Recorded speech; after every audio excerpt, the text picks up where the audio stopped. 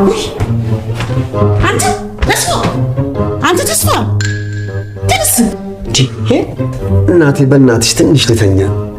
በህልሜ የሆነ የመንግስት ቢሮ ልገባ ስል ነው የቀሰቀሽኝ። አንዴ ብቻ ልግባ፣ ምናልባት ስልጣን ቢሰጡ። እንደው ይህችን ስልጣን የማይወዳት የለም። ተነስ ብያለሁ፣ ተነስ። እናቴ ከተሾምኩ እኮ አንቺንም የሆነ ቦታ ሸጎጥ አደርግሻለሁ። የዘንድሮ ስልጣን በእውቀት ሳይሆን እንደ ተስቦ በዘር ነው የሚተላለፈው። አይ የኔ ዘር ከሁሉም ብሔር የተውጣጣ ስለሆነ በዘር የመጣ ሹመት አይመቸኝም። ተነስ። እሺ በቃ የዘሩን ካልፈለግሽ በመተኛት የሚገኝ ሹመት አለ፣ እሱን ትሾሚያለሽ። ደግሞ የት ነው የሰራ እንጂ የተኛ ሲሾም ያየከው?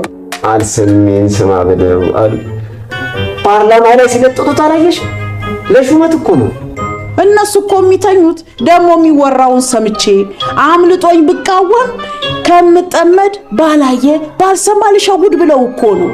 ታዲያ እሱን አይደል እንደምልሽ ላለመቃወም ተኝተው ድንገት ሲጨበጨብ ብድግ ሲሉ የልማት አጋር የኢትዮጵያ የወደፊት ተስፋ ሚኒስትር ተብሎ ይሾማሉ። እሱማ ጥሩ ሹመት ነው። የኢትዮጵያ የወደፊት ብልጽግናዋ በህልሙ ስለሚታየው ሹመቱን በአግባቡ ይወጣዋል። ታዲያ እኔና አንቺ ምናችን ሞኝ ነው እዚህ ተገትረን የምንቀረው? ሞልቶ ለማይሞላ ለዚች ዓለም ኑሮ ፓርላማ ለመመረጥ መለጠጥ ነው ዘንድሮ። ለጥ ለጥ ለጥ ለጥ ለጥ ለጥ እንደ ላስቲክ ሳለጥጥ ተነስ። እነሱ እኛን አይረብሹን እንጂ ከፈለጉ የእንቅልፍ ኪኒን እየወሰዱ እንቅልፋቸውን ለጥጠውት ይሾሾሙ። አሁን ከስልጣኑም ሳልሆን ከሹመቱም ሳልሆን ተነስቼ ምን አደርጋለሁ? ትዘምታለህ። ጦር ሜዳ? አሃ ምግብ ሜዳ። ታዲያ እንደሱ አትይኝም እንዴ? አስደነገጥሽኝ እኮ።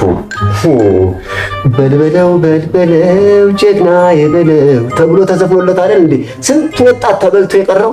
ለአንተ ደግሞ በልብላው በልብላው ተስፋዬ ብለው ተብሎ ይዘፈንልሃል። አሁን ተነስና ቤቱን አጸዳዳ። እኔ ጡረታዬን ተቀብዬ ልምጣ። ጡረታ ነው ያልሽኝ እናቴ? አዎ። ታዲያ ተነሳ ትነሳ እያልሽ ምን አደከመሽ? ጦብቴ እንደተነፋ